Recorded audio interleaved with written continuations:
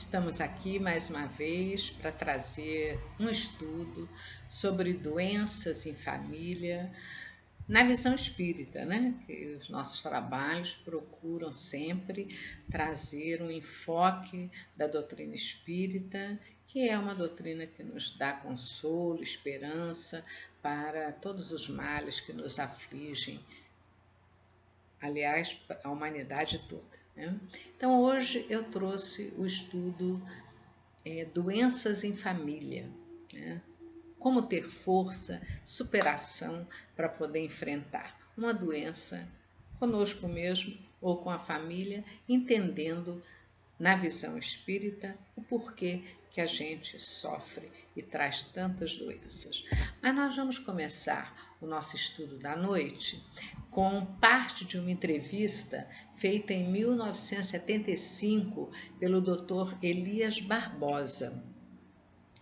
Ele foi um grande companheiro do Chico durante toda a sua vida.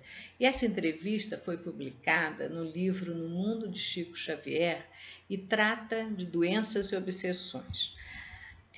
Ele pergunta ao Chico o que o Emmanuel pensa quanto ao problema de doenças e obsessões. Chico então responde que doenças e obsessões são testes que nos põem à prova a capacidade de resistência moral, ensinando-nos a valorizar a saúde do corpo e o equilíbrio da alma. Então ele pede se o Chico podia contar alguma experiência, alguma coisa da sua experiência no contato com Emmanuel, com respeito à atitude que nós devemos assumir perante as nossas próprias doenças. E o Chico então responde que Emmanuel é de opinião que nós precisamos guardar calma e paciência perante quaisquer enfermidades de que sejamos acometidos, procurando ao mesmo tempo atenuar essas doenças, fazendo ou afastá-las pelo tratamento adequado. Aí ele aproveita para narrar um dos primeiros diálogos que ele teve com Emmanuel em 1931. Conta ele que se encontrava sob o domínio de uma doença complexa que ele carregou a vida inteira no olho esquerdo, quando Emmanuel lhe apareceu pela primeira vez. E depois de ouvi-lo em diversas reuniões sobre os planos de trabalho que ele trazia para eles fazerem, certa noite, em dezembro de 1931, ele rogou a orientação para o seu caso. Estava sofrendo muito e queria ser curado. Emmanuel então responde com muita bondade: tenha serenidade. Você está sob os cuidados dos benfeitores espirituais dedicados e sob a assistência de médicos atenciosos e amigos. Então, devo prosseguir sob a orientação da medicina? Sim, como não? A medicina está no mundo em nome da divina providência. Quer dizer que preciso tratar-me? Com o máximo cuidado, Chico. O corpo é comparável à enxada e o espírito reencarnado lembra o lavrador. Todo o zelo do lavrador é necessário para conservar a enxada em condições de trabalhar com acerto e segurança. Então, o senhor quer dizer que, embora eu seja médium e vejo o senhor ao meu lado com tanta bondade e cultura, eu não posso esperar a intervenção do plano espiritual em meu benefício para curar-me? Mas por que você receberia privilégios por ser médium? A intervenção do plano espiritual está operando em seu favor, sustentando as suas forças através do magnetismo curativo e secundando a ação dos médicos que cuidam da sua vista e que nos amparam a todos. A condição de médium, Chico, não exonera você da necessidade de lutar e sofrer em seu próprio benefício, como acontece às outras criaturas que estão no plano físico. É que o senhor tem dito que pretende escrever por meu intermédio. E, se Deus permitir, fará livros. Mas o senhor acredita que eu possa desempenhar a tarefa mediúnica assim doente dos olhos como estou? Sem dúvida nenhuma. Se formos esperar pela saúde perfeita a fim de trabalhar, quando aprenderemos a cumprir os nossos deveres? Se você estivesse na Terra com todas as facilidades em mão, no estado de evolução deficitária em que ainda nos achamos, talvez as dificuldades no serviço espiritual para você fossem muito maiores. Então, como é que o senhor considera a doença dos olhos, no meu caso, quando tanto preciso me esforçar para a tarefa e início? Olha, nós observamos que a sua enfermidade é um abençoado apoio que o Senhor concedeu caridosamente a você, para que venhamos a caminhar com menos riscos e perigos em sua atual romagem na terra. Confie no Senhor, pois sua doença é arrimo que Ele enviou ao seu auxílio. Aí ele então alegremente indaga: então Jesus vai curar-me? Emmanuel fitou novamente com bondade e mandou que ele abrisse o Evangelho segundo o Espiritismo no capítulo 6, intitulado O Cristo Consolador, e recomendou que começasse a leitura do texto. Então Chico começou lá a ler em voz alta as palavras do Cristo. Vinde a mim, todos vós que estáis aflitos e sobrecarregados, que eu vos aliviarei. Quando ele pronunciou a palavra aliviarei, Emmanuel para Chico, você compreendeu bem? Jesus não promete curar-nos, isto é, retirar-nos das bênçãos, das obrigações que nos cabe cumprir perante as leis de Deus, mas sim promete aliviar-nos e auxiliar-nos. Confiemos no Mestre Divino e trabalhemos. Então Chico diz que entendeu a lição que lhe era dada e resignou-se. Na época da entrevista, esse diálogo completava 36 anos e o Chico agradeceu ao Senhor a bendita doença que carregava nos olhos, sempre tratada por médicos amigos e por amigos espirituais, pois ela foi todo esse tempo um agente providencial, induzindo-o à reflexão e ensinando-o a respeitar o sofrimento dos outros. Então, minha gente, se o Chico contava com o auxílio dos amigos espirituais, que falava diretamente com o Dr. Bezerra, precisou carregar a sua dor, a sua doença até o fim, quem somos nós para julgar que não merecemos o nosso sofrimento? Mas há um ditado chinês que diz que há 3 coisas inevitáveis na vida: os impostos, a morte e a dor. Mas existe também uma pergunta que todos nós gostaríamos de responder, porque para muitos fica sem resposta. Não é de hoje que indagamos: se Deus nos ama, por que sofremos? E é Kardec, lá na Revista Espírita de 1862, que nos mostra a maravilha da doutrina, que nos fazendo conhecer a causa, o objetivo e as consequências das tribulações da vida e da razão pela qual estamos reencarnados, dá consolação e coragem e afasta do nosso pensamento a possível ideia de abreviar os nossos dias aqui na Terra. Kardec então faz a seguinte pergunta: qual é a filosofia que produziu sobre os homens semelhante resultado? Não tem. Todos nós conhecemos, gente, 2 tipos de dor, a física e a moral. Mas vamos rever primeiro os contratempos diários que nos fazem sofrer. Mas nós também já sabemos que contratempos fazem parte da rotina de cada um de nós. Não existe uma pessoa que não os tenha. Então vamos aprendendo a conviver com os contratempos.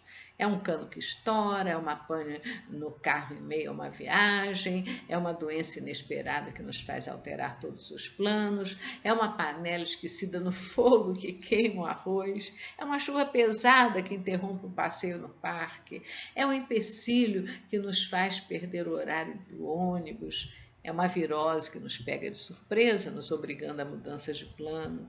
É uma peregrinação por caixa 24 horas em busca de dinheiro, não funciona, só pode tirar 100, eu preciso tirar 300. É um pneu que fura, um ônibus que enguiça, nos atrasando do trabalho. E assim vamos levando os dias com pequenos contratempos diários que fazem parte da nossa vida atribulada aqui na Terra. Mas existem momentos em que somos chamados para dar testemunhos maiores de coragem e de fé. De repente, essas pequenas cargas leves do dia a dia dão lugar a uma carga muito mais pesada, tornando a nossa reencarnação muito dolorosa. E um exemplo disso é quando nós mesmos temos uma doença grave ou alguém de nossa família. É um câncer num bebê, crianças, jovens, adultos, diabetes num bebê, em crianças, em jovens e adultos, artrite reumatoide, gente, em bebês, em crianças, adolescentes. E que dirá das doenças degenerativas e incapacitantes em crianças, em adultos tão cheios de vida e que de repente são obrigados a enfrentar dia a dia as limitações cada vez mais crescentes. E o que falar das doenças típicas dos idosos, nós envelhecendo, né? No livro Episódios Diários, no capítulo Doenças, Joana de Anjos nos convida a analisar, dizendo que qualquer equipamento de uso sofre os efeitos do tempo, o desgaste dos serviços, os desajustamentos, caminhando para a superação e para o abandono. Nós todos temos ou já tivemos em casa uma série de equipamentos que em poucos anos se tornaram obsoletos. O que hoje é relevante, né, em importância, amanhã se encontra ultrapassado e assim sucessivamente. O corpo humano, então, diz ela, da mesma forma, não pode permanecer ileso às imposições naturais da sua aplicação e das finalidades a que se destina. As enfermidades fazem parte da programação natural da vida. À exceção das expiações mais confrangedoras, como eu citei antes, em bebês, em crianças, jovens e adultos, os processos de envelhecimento orgânico, acompanhados das carências de energia, vão facultar a manifestação de muitas doenças que fazem parte das necessidades evolutivas do espírito. Ademais, o corpo, na sua constante transformação, é perecível, encontrando-se, portanto, em processo contínuo de transformações e cada uma das peças que o constitui apresenta-se dentro de um prazo de ação útil. E qual é o nosso prazo de validade?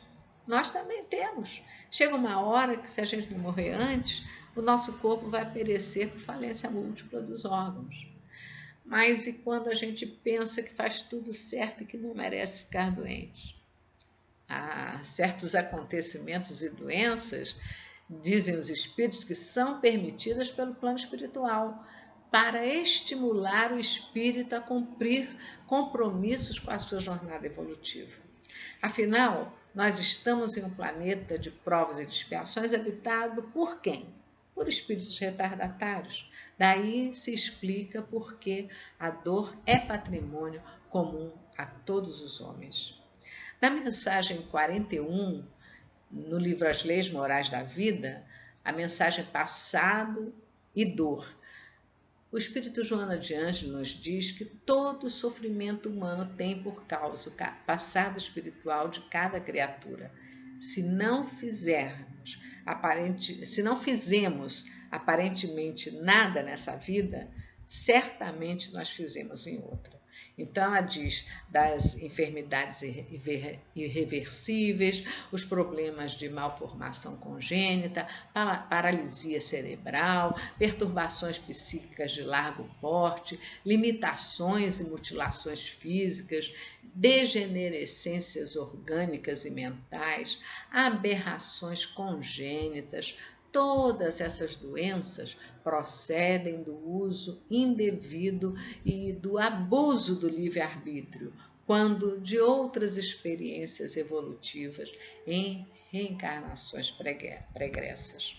Então, quando a gente está lá preparando uma nova encarnação, na hora de escolher o corpo, o nosso corpo físico, né? Nós queremos uma prova bem dura. Eu quero me livrar logo dessa prova. Mas os amigos espirituais, sábios, nos impedem, porque sabem que nós não daríamos conta. E a justiça divina, gente, é tão perfeita que nós fazemos o pagamento em suaves prestações. A gente renova o contrato, renegocia a dívida, transfere para uma outra vida. Então, a cada planejamento do corpo físico, o nosso perispírito vai sendo modelado com as manchas fluídicas permitidas nos lugares onde nós nos comprometemos e que precisam ser curados. Então, dependendo das circunstâncias, as doenças podem aparecer ou não. Algumas doenças são compulsórias, não tem jeito, e outras podem ser adiadas para a nova encarnação se a espiritualidade perceber que ainda será muito pesada a carga a carregar. Então, gente, a doença nada mais é do que a drenagem das manchas fluídicas do perispírito para o corpo físico. Curar não é somente eliminar uma doença fisiológica, não. É preciso que a gente também cure a alma. Mas e nos casos de hereditariedade? Como é que o Espiritismo explica as doenças hereditárias? Eles também explicam. Diz que a hereditariedade reflete a aproximação dos espíritos por afinidades vibratórias entre os membros de uma mesma família. As leis da genética no planeta sempre se fazem presentes, mas o espírito reencarnante buscará o material genético que ele necessita no seio de espíritos que de alguma forma lhes são afins, compartilhando esse material genético, e com isso muitas semelhanças físicas e estruturais aparecem. Mas a afinidade, neste caso, se aplica tanto nas formas de pensar, de agir, quanto no componente genético necessário.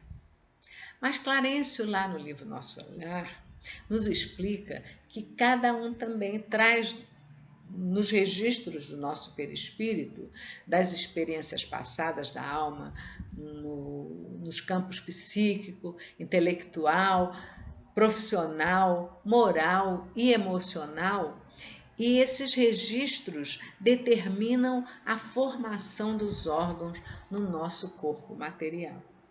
Então, o espírito molda o seu corpo físico de acordo com os aprendizados pelos quais necessita passar em cada existência física.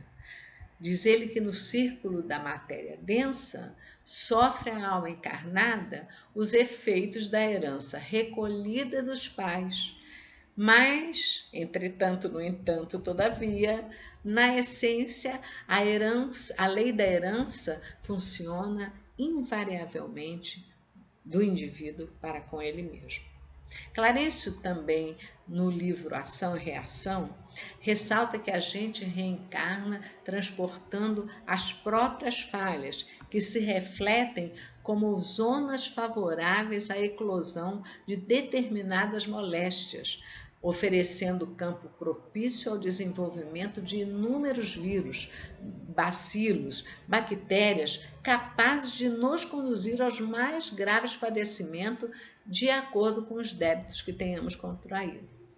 Mas olha só que bacana, ele diz que ao mesmo tempo que nós temos esse campo propício ao desenvolvimento de moléstias, ele nos consola dizendo que também carregamos conosco as faculdades de criar no próprio cosmo orgânico todas as espécies de anticorpos, imunizando-nos contra as exigências da carne. E ele diz ainda que nós podemos ampliar consideravelmente essas faculdades pela oração, pelas disciplinas retificadoras a que a gente se afeiçoe, pela nossa resistência mental ou pelo serviço ao próximo. Isso tudo faz com que a gente atraia preciosos recursos em nosso favor. E ele lembra ainda que o bem é o verdadeiro antídoto contra o mal. Joana também nos explica que, se apesar de agirmos no bem, alguma doença se instalar, Devemos agradecer porque nossa prova poderia ser muito mais difícil e que possamos ter tido um abrandamento das penas por conta das ações voltadas ao bem.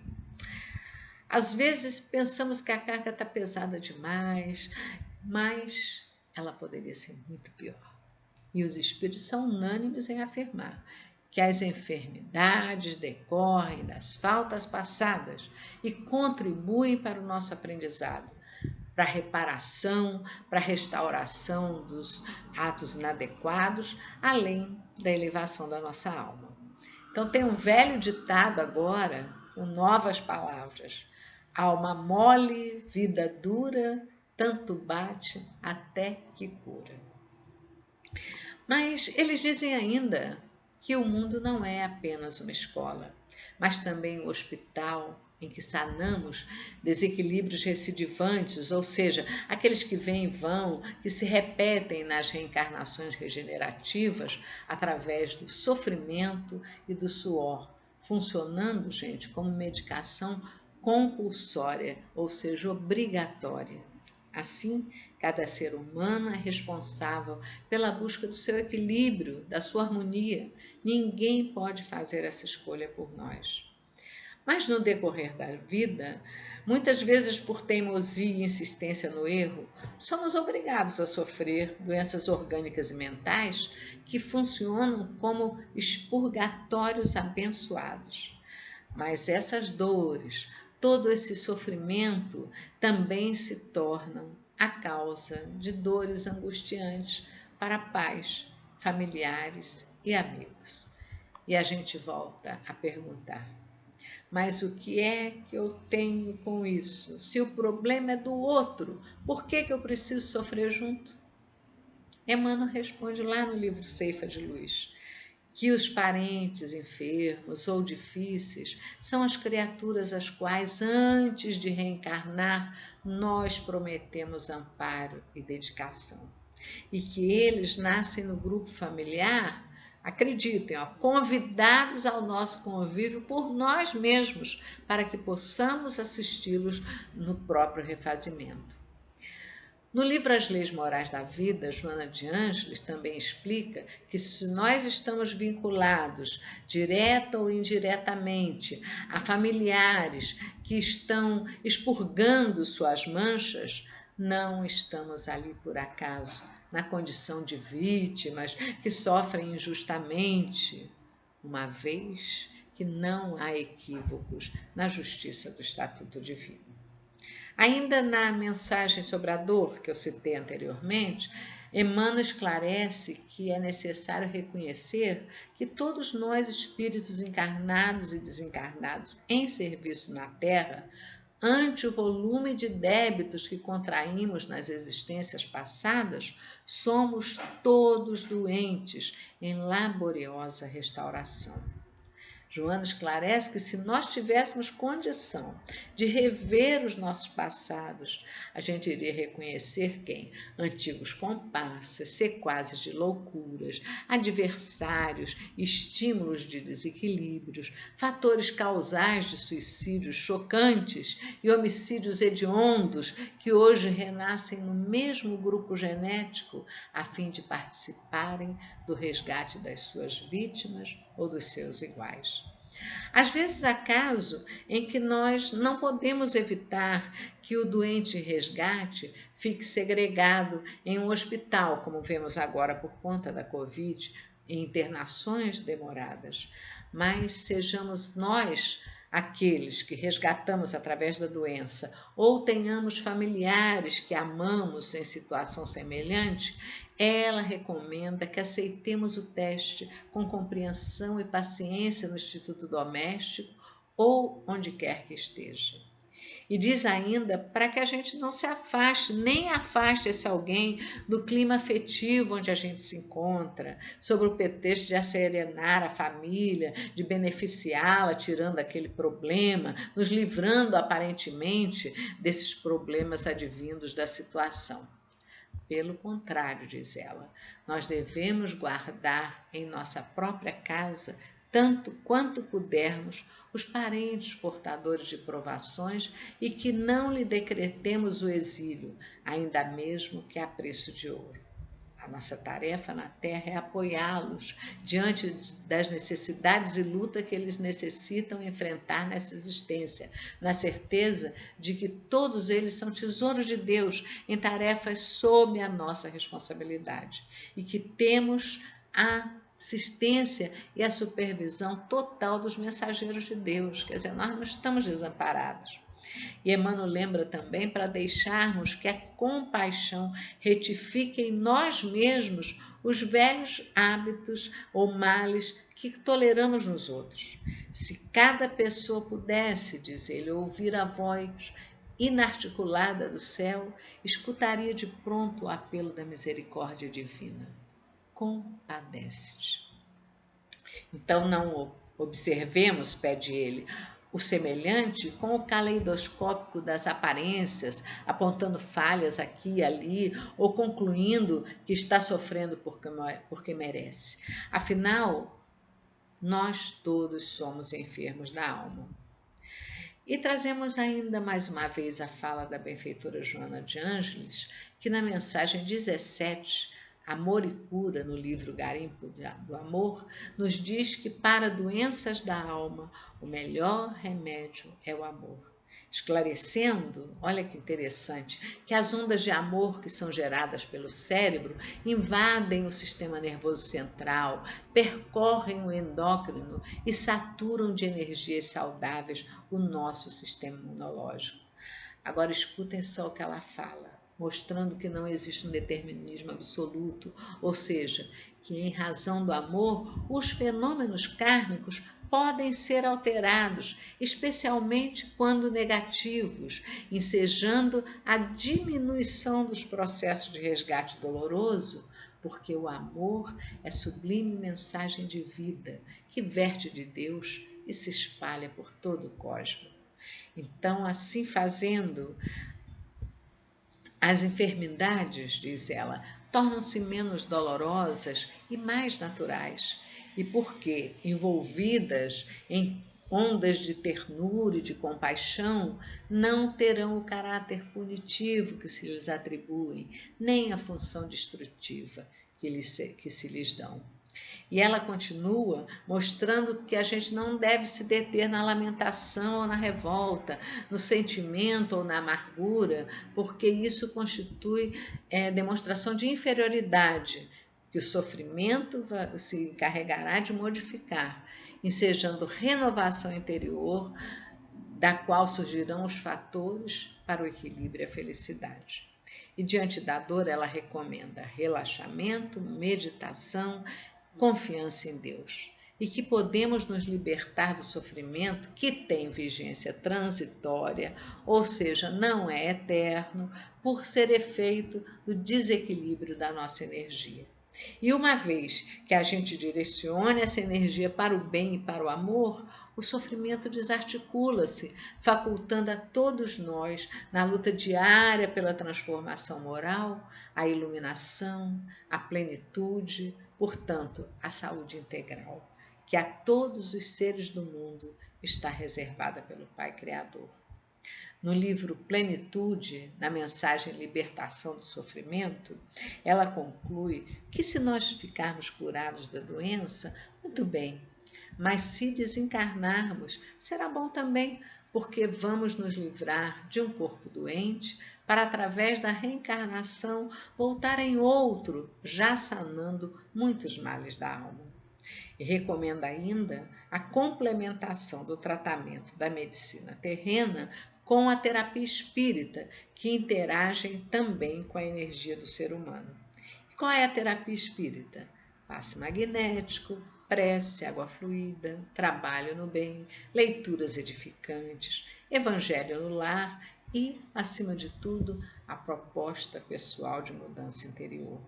Quem deserta da luta por achar que a luta está muito grande, não tenha dúvida, diz ela, vai encontrar uma luta muito maior pela frente.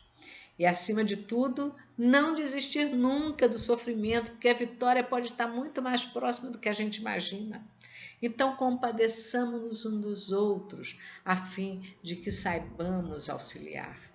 As provas bem suportadas são aquelas que fazem a pessoa crescer, que servem de aprendizado, que quando termina, o ex-sofredor diz: sou outra pessoa, cresci e amadureci, percebo a vida de outra forma. Por isso o Espírito Lacordaire, na mensagem O Bem e o Mal Sofrer no Evangelho, nos aconselha para, quando nos atingir um motivo de dor ou de contrariedade, que tratemos de nos elevar acima das circunstâncias. E quando chegarmos a dominar os impulsos da paciência, da impaciência, da cólera ou do desespero, que possamos dizer com justa satisfação: eu fui o mais forte. É isso aí, minha gente. A gente espera que essa mensagem espírita possa trazer consolo, esperança e para muitos de vocês. E que Deus nos ampare, nos abençoe e que nós continuemos com essa sintonia vibratória positiva para melhorar as nossas vibrações, eliminando as nossas vibrações deletérias e nos sintonizando com a espiritualidade superior, que está junto de nós o tempo inteiro. Basta com que a gente fure essa camada ainda tão pesada de fluidos densos que nós carregamos, para que a gente possa deixar penetrar essas orientações, essas inspirações do alto, dos nossos amigos espirituais, do nosso anjo protetor, nosso espírito guia e dos espíritos da nossa família e de todos, parentes, amigos que nos antecederam na jornada e que continuam do outro lado também vibrando por nós. Muito obrigada e até a próxima.